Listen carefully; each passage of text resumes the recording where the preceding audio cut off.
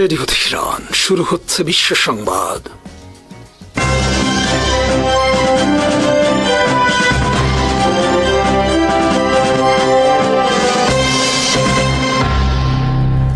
শুরুতেই সংবাদ শিরোনাম। ইরানের পররাষ্ট্রমন্ত্রী সৈয়দ আব্বাস আরাকচি যুক্তরাষ্ট্রকে কঠোর সতর্কবার্তা দিয়ে বলেছেন, হুমকি ও চাপ অব্যাহত থাকলে দুই দেশের মধ্যে চূড়ান্ত কোনো চুক্তি নিয়ে আলোচনা শুরু হবে না। তিনি জোর দিয়ে বলেন, সমঝোতা স্মারকের ১৩ নম্বর ধারা স্পষ্টভাবে উল্লেখ করেছে যে হুমকি চলমান থাকলে চূড়ান্ত চুক্তির আলোচনা শুরু করা যাবে না। আজ সামাজিক যোগাযোগ মাধ্যম এক্সে এক বার্তায় আরাকচি বলেন, লক্ষ লক্ষ গর্বিত ইরানি ঐক্যবদ্ধভাবে মহান আয়াতুল্লাহ খামেনি এবং তার উত্তরাধিকারের প্রতি শ্রদ্ধা জানাতে সমবেত হয়েছেন। তাদের কিংবা আমাদের সাহসী সশস্ত্র বাহিনীকে কোনো হুমকি ভীত করতে পারবে না। তিনি যুক্তরাষ্ট্রের উদ্দেশ্যে আরও বলেন, সমঝোতা স্মারকের ১৩ নম্বর ধারা পরিষ্কার, হুমকি অব্যাহত থাকলে চূড়ান্ত চুক্তি নিয়ে আলোচনা শুরু হবে না। আপনারা নিজেদের স্বাক্ষরের সম্মান রক্ষা করুন। আরাকচির এই বক্তব্য এমন সময় এসেছে যখন শহীদ ইসলামী বিপ্লবের নেতা আয়াতুল্লাহ সাইয়েদ আলী খামেনির শেষ যাত্রায় লাখো মানুষের অংশগ্রহণ আন্তর্জাতিক অঙ্গনে ব্যাপক আলোচনার জন্ম দিয়েছে। ইরানি কর্মকর্তাদের মতে এই বিশাল জনসমাগম দেশটির জনগণের ঐক্য, স্থিতিশীলতা এবং রাষ্ট্রের প্রতি সমর্থনের প্রতীক। ইরানের পররাষ্ট্র দপ্তরের দৃষ্টিতে শেষ যাত্রায় জনগণের ব্যাপক উপস্থিতি ও জাতীয় সংহতির বার্তা যুক্তরাষ্ট্রের প্রতি একটি স্পষ্ট সংকেত বহন করে। তেহরানের দাবি, যদি ওয়াশিংটন সত্যি কূটনৈতিক সমাধান চায় তবে তাকে প্রথমে হুমকির ভাষা পরিহার করতে হবে এবং ইসলামাবাদে স্বাক্ষরিত সমঝোতা স্মারকের শর্তাবলী মেনে চলতে হবে। বিশ্লেষকদের মতে আরাকচির সাম্প্রতিক মন্তব্য ইঙ্গিত করছে যে ভবিষ্যৎ আলোচনার পথ পুরোপুরি নির্ভর করবে যুক্তরাষ্ট্রের আচরণ ও পূর্ববর্তী প্রতিশ্রুতি বাস্তবায়নের উপর। ইরানও স্পষ্ট করে দিয়েছে, পারস্পরিক সম্মান ও প্রতিশ্রুতি রক্ষার ভিত্তিতেই কেবল নতুন কোনো চুক্তির পথে অগ্রসর হওয়া সম্ভব। ইরানের পররাষ্ট্র মন্ত্রণালয়ের মুখপাত্র ইসমাইল বাঘাই হরমুজ প্রণালী নিয়ে জার্মান পররাষ্ট্রমন্ত্রীর সাম্প্রতিক মন্তব্যের তীব্র সমালোচনা করেছেন। তিনি ওই মন্তব্যকে লজ্জাজনক আখ্যা দিয়ে বলেছেন, এটি বাস্তবতাকে বিকৃত করার পাশাপাশি ইরানের বিরুদ্ধে সামরিক আগ্রাসনে জার্মানির ভূমিকা আড়াল করার চেষ্টা। সামাজিক যোগাযোগ মাধ্যম এক্সে দেয়া এক পোস্টে বাঘাই বলেন, হরমুজ প্রণালী নিয়ে জার্মান পররাষ্ট্রমন্ত্রীর বক্তব্য অত্যন্ত লজ্জাজনক। এটি বাস্তবতার জঘন্য বিকৃতি এবং ইয়োহান ভলফগান ফন গেটের বিখ্যাত রচনা ফাউস্ট এর মেফিস্টোফেলেস চরিত্রের কৌশলী প্রতারণার কথা মনে করিয়ে দেয়। তিনি আরও দাবি করেন, ইরানের বিরুদ্ধে সংঘটিত সামরিক আগ্রাসনে জার্মানি প্রত্যক্ষভাবে জড়িত ছিল এবং এ কারণে দেশটিকে তার কর্মকাণ্ডের পূর্ণ দায়ভার বহন করতে হবে। ইরানি মুখপাত্র বলেন, ইরানের বিরুদ্ধে অবৈধ যুদ্ধ এবং ইরানি জনগণের উপর সংঘটিত যুদ্ধাপরাধে বার্লিন সরকারের ভূমিকার জন্য তাদের জবাবদিহি করতেই হবে। উস্কানিমূলক বক্তব্য দিয়ে এই দায় এড়ানোর কোনো সুযোগ নেই। বাঘাই আরও বলেন, আন্তর্জাতিক আইন লঙ্ঘন করে পরিচালিত যে কোনো সামরিক পদক্ষেপের জন্য সংশ্লিষ্ট রাষ্ট্রগুলোর জবাবদিহি নিশ্চিত করা উচিত। তার মতে, ইরানের বিরুদ্ধে নেওয়া পদক্ষেপে যারা প্রত্যক্ষ বা পরোক্ষভাবে সহায়তা করেছে তাদেরও আন্তর্জাতিক আইনের আওতায় দায় বহন করতে হবে। হরমুজ প্রণালীকে কেন্দ্র করে সাম্প্রতিক উত্তেজনার মধ্যে তেহরানের এই প্রতিক্রিয়া ইঙ্গিত দিচ্ছে যে পশ্চিমা দেশগুলোর সঙ্গে ইরানের কূটনৈতিক বিরোধ আরও তীব্র হতে পারে। একই সঙ্গে জার্মানির বিরুদ্ধে ইরানের অভিযোগ দুই দেশের সম্পর্কেও নতুন উত্তেজনার সৃষ্টি করতে পারে। সিরিয়ার রাজধানী দামেস্কে সফররত ফ্রান্সের প্রেসিডেন্ট ইমানুয়েল ম্যাক্রো যে হোটেলে অবস্থান করছিলেন তার কাছাকাছি আজ একাধিক বিস্ফোরণের ঘটনা ঘটেছে। তবে ফরাসি প্রেসিডেন্ট সম্পূর্ণ নিরাপদ রয়েছেন এবং নির্ধারিত কর্মসূচি অনুযায়ী সফর চালিয়ে যাচ্ছেন বলে জানিয়েছে এলিসি প্রাসাদ। নিরাপত্তা সূত্রের বরাত দিয়ে জানা গেছে, বিস্ফোরণের পর এলাকায় ধোঁয়া দেখা যায় এবং দ্রুত সড়কগুলো বন্ধ করে কঠোর নিরাপত্তা ব্যবস্থা গ্রহণ করা হয়। তবে এলিসি জানিয়েছে, প্রেসিডেন্টের মোটরকেড থেকে বিস্ফোরণের শব্দ শোনা যায়নি। সফরসঙ্গী সাংবাদিকরাও কোনো ধরনের আতঙ্ক বা বিশৃঙ্খলা প্রত্যক্ষ করেননি। বিস্ফোরণের কিছুক্ষণ পরই ম্যাক্রো সিরিয়ার প্রেসিডেন্ট আহমেদ আল শারার সঙ্গে প্রেসিডেন্ট প্রাসাদে বৈঠক করেন। এই সফরের মাধ্যমে ইউরোপীয় ইউনিয়নের কোনো সদস্য দেশের রাষ্ট্রপ্রধান হিসেবে ২০২৪ সালে বাশার আল আসাদের পতনের পর প্রথমবার সিরিয়া সফর করলেন ম্যাক্রো। সফরটি এমন সময় হচ্ছে যখন দীর্ঘ ১৩ বছরের যুদ্ধবিধ্বস্ত সিরিয়াকে পুনর্গঠনের চেষ্টা করছেন প্রেসিডেন্ট আল শারা। একসময় আল কায়দার সঙ্গে সংশ্লিষ্ট থাকলেও তিনি বর্তমানে পশ্চিমা ও মধ্যপ্রাচ্যের বিভিন্ন দেশের সঙ্গে সম্পর্ক জোরদার করার উদ্যোগ নিয়েছেন। তবে দেশটিতে এখনও নিরাপত্তা পরিস্থিতি অস্থিতিশীল। গৃহযুদ্ধের সময় তথাকথিত ইসলামিক স্টেট সহ বিভিন্ন সশস্ত্র গোষ্ঠী সেখানে শক্ত ঘাঁটি গড়ে তুলেছিল। এছাড়া সরকারপন্থী বাহিনী ও ধর্মীয় জাতিগত সংখ্যালঘুদের মধ্যে সহিংসতাও নতুন সরকারের জন্য বড় চ্যালেঞ্জ হয়ে রয়েছে। ইরানের সর্বোচ্চ নেতা আয়াতুল্লাহ আলী খামেনির শেষকৃত্যের চতুর্থ দিনে আজ পবিত্র নগরী কোমে হাজারো মানুষ শোক মিছিলে অংশ নেন। যুক্তরাষ্ট্র ইসরায়েলের সঙ্গে যুদ্ধের প্রথম দিনে গত ফেব্রুয়ারির শেষ দিকে নিহত হওয়া খামেনির মরদেহ বর্তমানে কোমের ঐতিহাসিক জামকারান মসজিদে রাখা হয়েছে, যেখানে শ্রদ্ধা জানাতে পুরো দেশ থেকে মানুষের ঢল নামে। রাষ্ট্রীয় টেলিভিশনের প্রচারিত আকাশচিত্রে দেখা যায় প্রায় 15 লাখ জনসংখ্যার কোম শহরের প্রধান সড়কগুলো শোকার্ত মানুষের ভিড়ে পরিপূর্ণ। জামকারান মসজিদে 93 বছর বয়সী প্রভাবশালী শিয়া আলেম আয়াতুল্লাহ আবদুল্লাহ জাভাদি আল আমুলির ইমামতিতে বিশেষ দোয়া ও জানাজার অনুষ্ঠান অনুষ্ঠিত হয়। এ সময় উপস্থিত জনতা একযোগে আমেরিকার মৃত্যু হোক স্লোগান দেন, যা ইরানের সরকারি সমাবেশগুলোতে দীর্ঘদিনের পরিচিত স্লোগান। অনুষ্ঠানে খামেনির মরদেহের পাশাপাশি একই হামলায় নিহত তার পরিবারের আরও 4 সদস্যের কফিন রাখা হয়। তাদের মধ্যে মাত্র 14 মাস বয়সী এক নাতনিও ছিলেন বলে বিভিন্ন প্রতিবেদনে উল্লেখ করা হয়েছে। পরে একটি ট্রাকে করে মরদেহগুলো কোমের অন্যতম পবিত্র স্থান হজরত ফাতিমা মাসুমার মাজারের দিকে নিয়ে যাওয়া হয়। তিনি অষ্টম শিয়া ইমাম রেজায়ের বোন এবং মহানবী হজরত মোহাম্মদ সাল্লাল্লাহু আলাইহি ওয়াসাল্লামের বংশধর হিসেবে সম্মানিত। এর আগের দিন রাজধানী তেহরানে অনুষ্ঠিত বিশাল শোকযাত্রায় লাখো মানুষ অংশ নেন। যুদ্ধ পরবর্তী পরিস্থিতি এবং কয়েক মাস আগে সরকার বিরোধী বিক্ষোভের পর জাতীয় ঐক্যের বার্তা তুলে ধরতেই এই আয়োজনকে গুরুত্ব দিয়েছে ইরান সরকার। অনেকেই এই শোকযাত্রাকে 1989 সালে আয়াতুল্লাহ রুহুল্লাহ খোমেনির শেষকৃত্যের সঙ্গে তুলনা করছেন। তবে এখন পর্যন্ত জনসম্মুখে দেখা যায়নি খামেনির উত্তরসূরি হিসেবে ঘোষিত তার ছেলে মুস্তফা খামেনিকে। ইরানি কর্মকর্তাদের দাবি, বাবাকে হত্যা করা বিমান হামলায় তিনিও আহত হয়েছেন। বুধবার ইরাকে আরেকটি শোকযাত্রা অনুষ্ঠিত হওয়ার কথা রয়েছে। আর বৃহস্পতিবার খামেনিকে তার জন্মস্থান উত্তর পূর্বাঞ্চলের পবিত্র শহর মাশহাদে দাফন করা হবে। যুক্তরাষ্ট্রের পঞ্চম প্রজন্মের যুদ্ধবিমান F-35 কর্মসূচিতে তুরস্ককে পুনরায় অন্তর্ভুক্ত করার বিষয়ে ইতিবাচক অবস্থান নিয়েছেন মার্কিন প্রেসিডেন্ট ডোনাল্ড ট্রাম্প। সোমবার প্রকাশিত নিউ ইয়র্ক টাইমসের এক প্রতিবেদনে প্রশাসনের 4 জন জ্যেষ্ঠ কর্মকর্তার বরাতে বলা হয়, ট্রাম্প তুরস্কের প্রেসিডেন্ট রিসেপ তাইব এরদোয়ানকে জানাতে পারেন যে তিনি তুরস্ককে আবারও F-35 কর্মসূচিতে যুক্ত করার বিষয়ে প্রস্তুত। এ নিয়ে উভয় নেতার মধ্যে চিঠি বিনিময়ের সম্ভাবনাও রয়েছে বলে প্রতিবেদনে উল্লেখ করা হয়েছে। প্রতিবেদনটি এমন সময় প্রকাশিত হলো যখন ট্রাম্প ন্যাটো সম্মেলনে যোগ দিতে আঙ্কারায় যাচ্ছেন এবং সেখানে এরদোয়ানের সঙ্গে তার বৈঠক হওয়ার কথা রয়েছে। 2019 সালে তুরস্ক রাশিয়ার তৈরি S-400 এয়ার ডিফেন্স সিস্টেম কিনলে ওয়াশিংটনের সঙ্গে আঙ্কারার সম্পর্কের অবনতি ঘটে। যুক্তরাষ্ট্রের অভিযোগ ছিল S-400 ব্যবস্থা F-35 এর নিরাপত্তার জন্য ঝুঁকিপূর্ণ। এর জেরে যুক্তরাষ্ট্র তুরস্কের উপর নিষেধাজ্ঞা আরোপ করে এবং দেশটিকে F-35 কর্মসূচি থেকে বাদ দেয়। পাশাপাশি কংগ্রেস এমন আইন পাশ করে যাতে তুরস্কের কাছে S-400 থাকা অবস্থায় তাদের কাছে F-35 বিক্রি নিষিদ্ধ থাকে। তবে ট্রাম্প প্রশাসনের সময় দুই দেশের সম্পর্ক কিছুটা উষ্ণ হয়েছে। গত মাসে যুক্তরাষ্ট্রের প্রশাসন কংগ্রেসকে তুরস্কের কাছে $70 কোটি বেশি মূল্যের যুদ্ধ বিমানের ইঞ্জিন বিক্রির পরিকল্পনার বিষয়ে আনুষ্ঠানিকভাবে অবহিত করে। অন্যদিকে ইসরায়েলের প্রধানমন্ত্রী বেনিয়ামিন নেতানিয়াহু তুরস্কের কাছে F-35 বিক্রির বিরোধিতা করেছেন। সোমবার ফক্স অ্যান্ড ফ্রেন্ডস অনুষ্ঠানে তিনি বলেন, এরদোয়ান প্রকাশ্যে ইসরায়েল ধ্বংসের আহ্বান জানান এবং তুরস্ককে F-35 দেয়া হলে মধ্যপ্রাচ্যের সামরিক ভারসাম্য নষ্ট হতে পারে। তার দাবি, এই ভারসাম্য মূলত ইসরায়েলের আকাশ সামরিক শ্রেষ্ঠত্ব এবং যুক্তরাষ্ট্রের আঞ্চলিক অবস্থানের উপর নির্ভরশীল। তুরস্ক ও ইসরায়েলের সম্পর্ক দীর্ঘদিন ধরেই উত্তেজনাপূর্ণ। গাজা যুদ্ধকে কেন্দ্র করে এরদোয়ান ইসরায়েলের বিরুদ্ধে বারবার গণহত্যার অভিযোগ তুলেছেন, যা দুই দেশের কূটনৈতিক টানাপোড়েন আরও বাড়িয়েছে।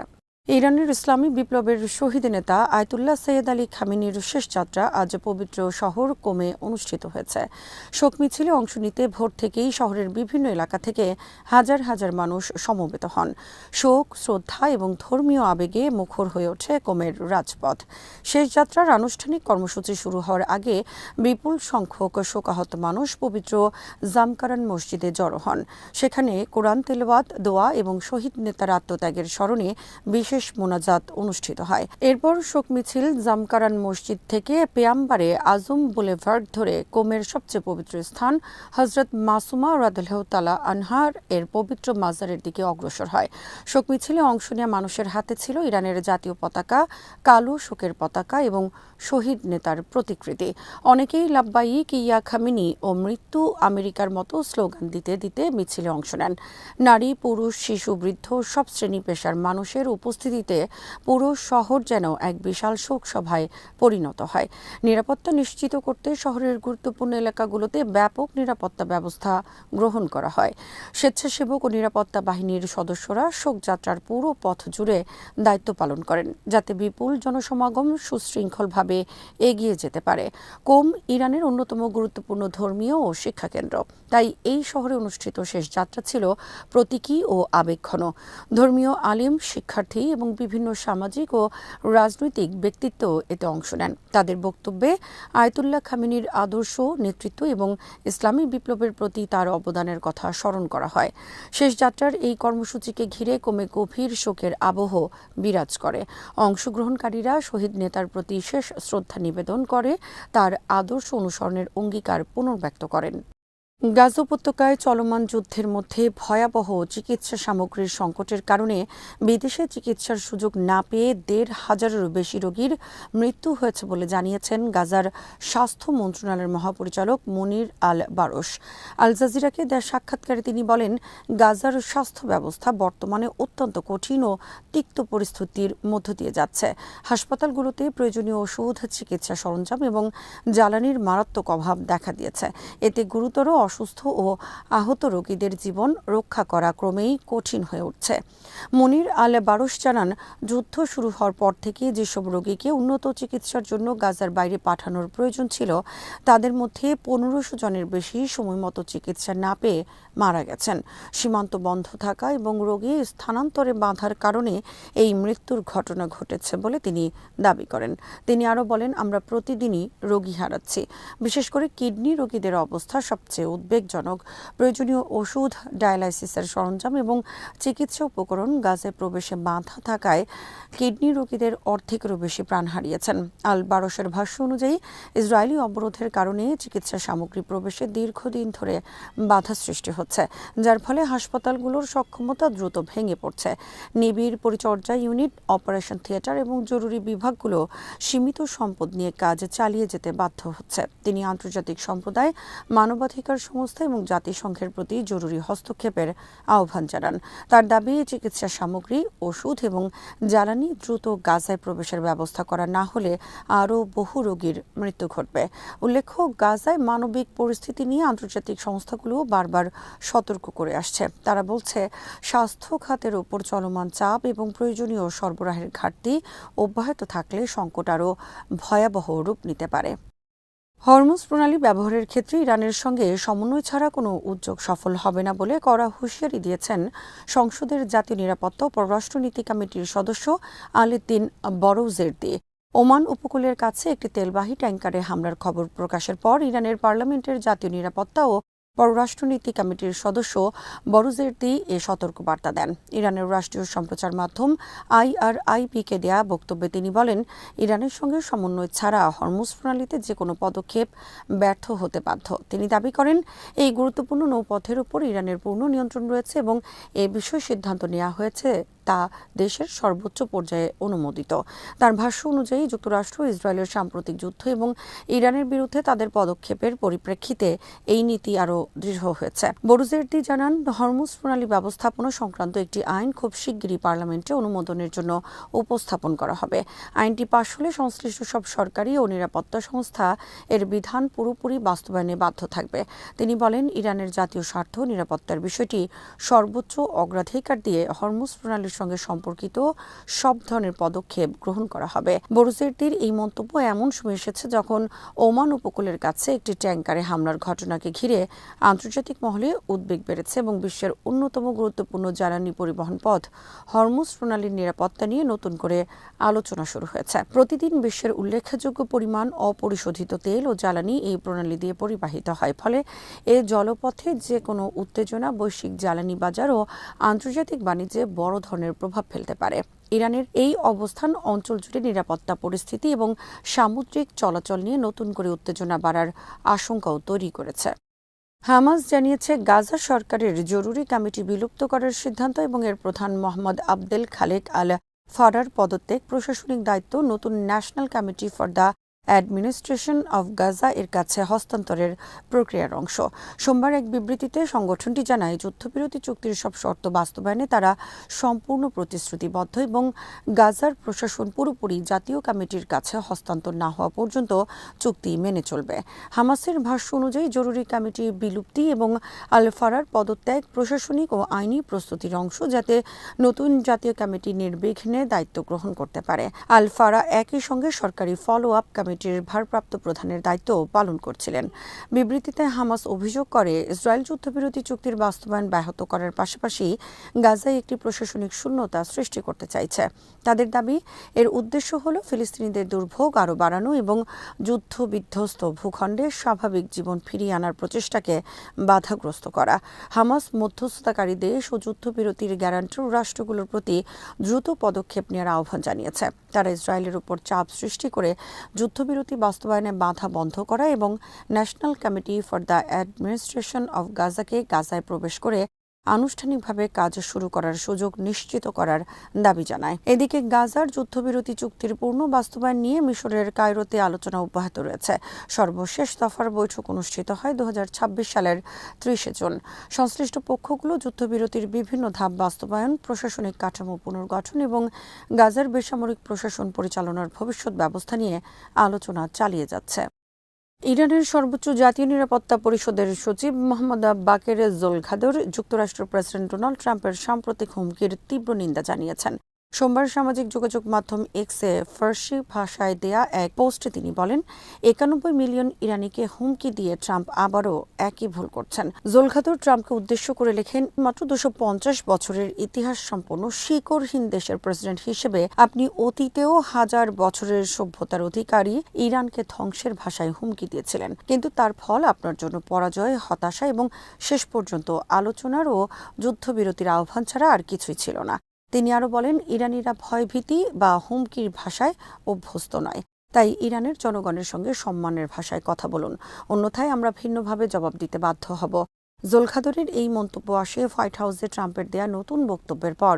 সোমবার ট্রাম্প আবারও ইরানের বিরুদ্ধে কঠোর অবস্থান নিয়ে দেশটির জ্বালানি অবকাঠামো ধ্বংস করার হুমকি দেন।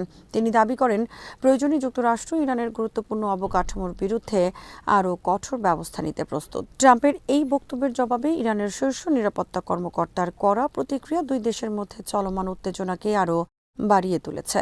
সাম্প্রতিক মাসগুলোতে পারমাণবিক কর্মসূচি, আঞ্চলিক নিরাপত্তা এবং সামরিক উত্তেজনাকে কেন্দ্র করে ওয়াশিংটন ও তেহরানের সম্পর্ক আবারও তীব্র হয়ে উঠেছে। বিশ্লেষকদের মতে উভয় পক্ষের পাল্টাপাল্টি কঠোর বক্তব্য পরিস্থিতিকে আরও জটিল করে তুলতে পারে এবং কূটনৈতিক সমাধানের পথকে কঠিন করে দিতে পারে। আয়াতুল্লাহ সৈয়দ আলী খামেনির কাছে ফিলিস্তিনের প্রশ্ন কখনোই কেবল একটি পররাষ্ট্রনীতিগত বিষয় ছিল না, বরং এটি ছিল ইসলামী প্রজাতন্ত্র ইরানের সর্বোচ্চ নেতা হিসেবে প্রায় 4 দশকের নেতৃত্বে তার রাজনৈতিক, কূটনৈতিক ও কৌশলগত দৃষ্টিভঙ্গির অন্যতম কেন্দ্রীয় ভিত্তি। 1979 সালের ইসলামী বিপ্লবের পর থেকে ফিলিস্তিন ইরানের কাছে শুধু একটি আঞ্চলিক সংকট হিসেবে বিবেচিত হয়নি, বরং রাষ্ট্রের আদর্শিক ভিত্তির অন্যতম প্রধান স্তম্ভে পরিণত হয়েছে। ফিলিস্তিন প্রশ্নে সৈয়দ আলী খামেনির অবস্থান জানাচ্ছেন ওয়াহিদ ফারুকী।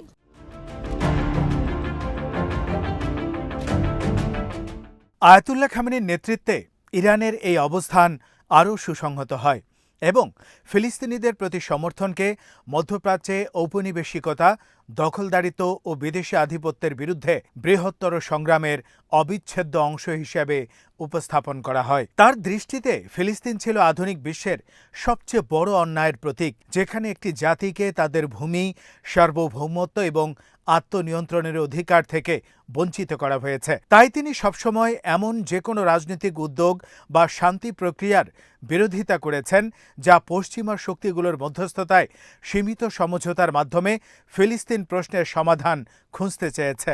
তার মতে কোনো সমাধানই বৈধ হতে পারে না যদি তা দখলদারিত্বকে বহাল রাখে, ফিলিস্তিনি শরণার্থীদের নিজ ভূমিতে ফিরে যাওয়ার অধিকার অস্বীকার করে কিংবা ফিলিস্তিনি জনগণের জাতীয় অধিকারকে অস্বীকার করে।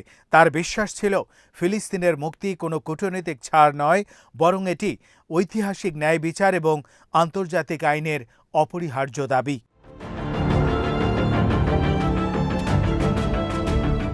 এই অবস্থান ছিল ইসলামী প্রজাতন্ত্রের প্রতিষ্ঠাতা ইমাম রুহুল্লাহ খামেনির রেখে যাওয়া আদর্শের ধারাবাহিকতা। ইমাম খোমেনি জেরুজালেম ও ফিলিস্তিনকে ইসলামী বিপ্লবের অন্যতম মৌলিক স্তম্ভে পরিণত করেছিলেন এবং আয়াতুল্লাহ খামেনি সেই নীতিকে আরও বিস্তৃত ও প্রাতিষ্ঠানিক রূপ দেন।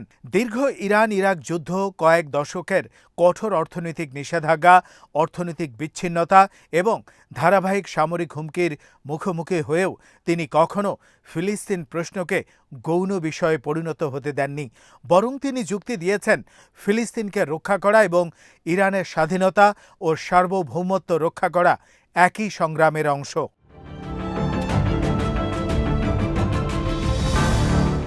সৈয়দ আলী খামেনি বিশ্বাস করতেন যে শক্তি ফিলিস্তিনের দখলদারিত্বকে সমর্থন করে, সেই শক্তি ইরানের স্বাধীনতা ও আঞ্চলিক জনগণের আত্মনিয়ন্ত্রণের বিরোধী।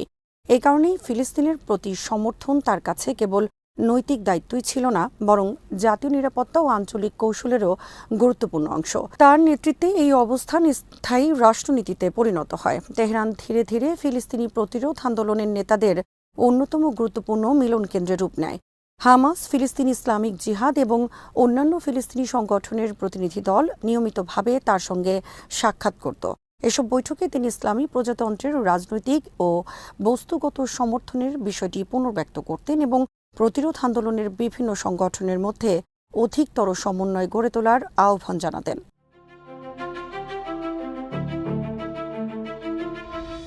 খামেনি বিশ্বাস করেন বিভক্তি দখলদার শক্তির স্বার্থ রক্ষা করে আর ঐক্য মুক্তির সংগ্রামকে শক্তিশালী করে। এই লক্ষ্যেই তিনি হামাস ও ফিলিস্তিনি ইসলামিক জিহাদের মধ্যে ঘনিষ্ঠ সহযোগিতা প্রতিষ্ঠার জন্য গুরুত্বপূর্ণ ভূমিকা পালন করেন এবং রাজনৈতিক ও কৌশলগত সমন্বয়ের স্থায়ী কাঠামো গড়ে তোলার উপর জোর দেন। তার মতে মুক্তির সংগ্রাম সফল করতে হলে প্রতিরোধ শক্তির মধ্যে পারস্পরিক আস্থা ও সমন্বয় অপরিহার্য। ইরানের সমর্থন কেবল রাজনৈতিক বক্তব্য বা নৈতিক সংহতির মধ্যে সীমাবদ্ধ ছিল না। তার নেতৃত্বে ইরান আন্তর্জাতিক বিভিন্ন ফোরামে ফিলিস্তিনের পক্ষে কূটনৈতিক সমর্থন প্রদান করে, পাশাপাশি ফিলিস্তিনি সংগঠনগুলোর সক্ষমতা ও টিকে থাকার শক্তি বৃদ্ধির উদ্দেশ্যে বিভিন্ন ধরনের সহায়তা প্রদান করে। একই সঙ্গে তিনি ফিলিস্তিনি সংগ্রামকে ধর্মীয় ও নৈতিক বৈধতা প্রদান করেন এবং এটিকে সমগ্র মুসলিম উম্মার যৌথ দায়িত্ব হিসেবে তুলে ধরেন। বিশেষভাবে উল্লেখযোগ্য যে তিনি নিয়মিতভাবে সুন্নি মতাদর্শ ভিত্তিক সংগঠনগুলোর নেতাদের স্বাগত জানিয়ে এই বার্তা দিয়েছেন যে ফিলিস্তিন কোনো সাম্প্রদায়িক ইস্যু নয়। তার মতে শিয়া ও সুন্নি বিভাজনের ঊর্ধ্বে উঠে ফিলিস্তিনের মুক্তির সংগ্রাম মুসলিম বিশ্বের ঐক্যের কেন্দ্রবিন্দু হতে পারে।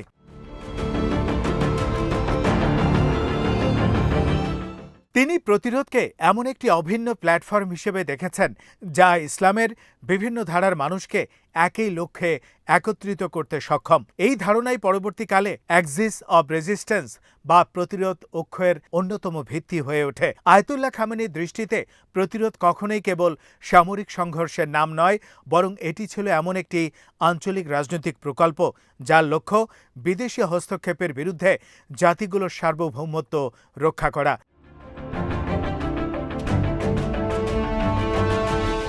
তার বিশ্লেষণে ফিলিস্তিন, লেবানন, সিরিয়া, ইরাক, ইয়েমেন এবং ইরান একটি অভিন্ন কৌশলগত কাঠামোর অংশ, যেখানে সবার লক্ষ্য দখলদারিত্বের অবসান এবং আঞ্চলিক স্বাধীনতা নিশ্চিত করা। তার মতে মধ্যপ্রাচ্যে স্থায়ী শান্তি ও স্থিতিশীলতা প্রতিষ্ঠা সম্ভব নয় ততক্ষণ পর্যন্ত ফিলিস্তিনের দখলদারিত্বের অবসান না ঘটে। এই কারণে তিনি ফিলিস্তিন প্রশ্নকে শুধু একটি ভূখণ্ডগত বিরোধ হিসেবে দেখেননি, বরং এটিকে বিশ্বব্যাপী ঔপনিবেশিকতার বিরুদ্ধে সংগ্রাম, জনগণের আত্মনিয়ন্ত্রণের অধিকার এবং বিদেশি আধিপত্য প্রতিরোধের প্রতীক হিসাবে ব্যাখ্যা করেছেন।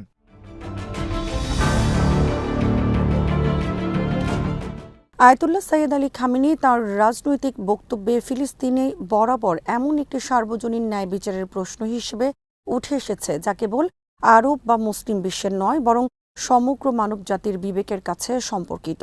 এই দৃষ্টিভঙ্গির বাস্তব প্রতিফলন দেখা যায় আন্তর্জাতিক আল কুদস দিবসকে ঘিরে তাঁর অবস্থানে। ইমাম খোমেনির প্রবর্তিত এই দিবসকে তিনি কেবল একটি প্রতীকী কর্মসূচি হিসেবে রাখেননি, বরং এটিকে বৈশ্বিক রাজনৈতিক সচেতনতা ও আন্তর্জাতিক সংহতি গড়ে তোলার স্থায়ী মাধ্যম হিসেবে প্রতিষ্ঠিত করেন।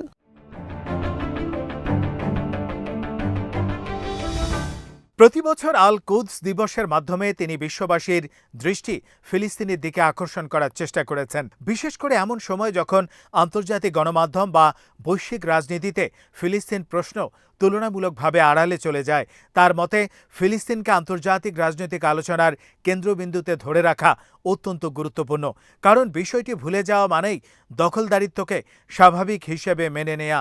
ফলে আল কুদস দিবস তার নেতৃত্বে কেবল একটি ধর্মীয় বা রাজনৈতিক অনুষ্ঠান নয়, বরং বৈশ্বিক জনমত গঠনের ধারাবাহিক প্রচেষ্টায় পরিণত হয়। আয়াতুল্লাহ আলী খামেনির রাজনৈতিক উত্তরাধিকার ফিলিস্তিনকে বাদ দিয়ে মূল্যায়ন করা প্রায় অসম্ভব। তিনি শুধু ফিলিস্তিনি জনগণের প্রতি সংহতি প্রকাশ করেননি, বরং ফিলিস্তিন প্রশ্নকে মধ্যপ্রাচ্যের ভূরাজনীতির অন্যতম নির্ধারক উপাদান এবং ইরানের পররাষ্ট্রনীতির স্থায়ী ভিত্তিতে পরিণত করেছেন।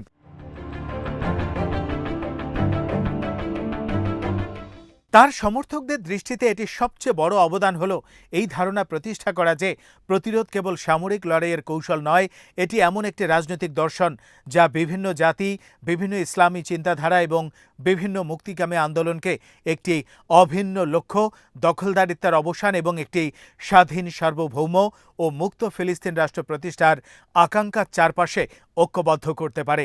তার দীর্ঘ নেতৃত্বে ফিলিস্তিন ইরানের কূটনৈতিক ভাষ্য, আঞ্চলিক নীতি এবং আদর্শিক পরিচয়ের অন্যতম প্রধান প্রতীকে পরিণত হয়। তার সমর্থকদের মতে এই অবস্থান মধ্যপ্রাচ্যের রাজনীতিতে গভীর প্রভাব ফেলেছে এবং ফিলিস্তিন প্রশ্নকে আন্তর্জাতিক অঙ্গনে দীর্ঘ সময় ধরে আলোচনার কেন্দ্রে রাখতে গুরুত্বপূর্ণ ভূমিকা রেখেছে। শ্রোতা বন্ধুরা, বিশ্ব সংবাদে এই ছিল আমাদের সর্বশেষ আয়োজন। সঙ্গে থাকার জন্য আপনাদের সবাইকে অসংখ্য ধন্যবাদ।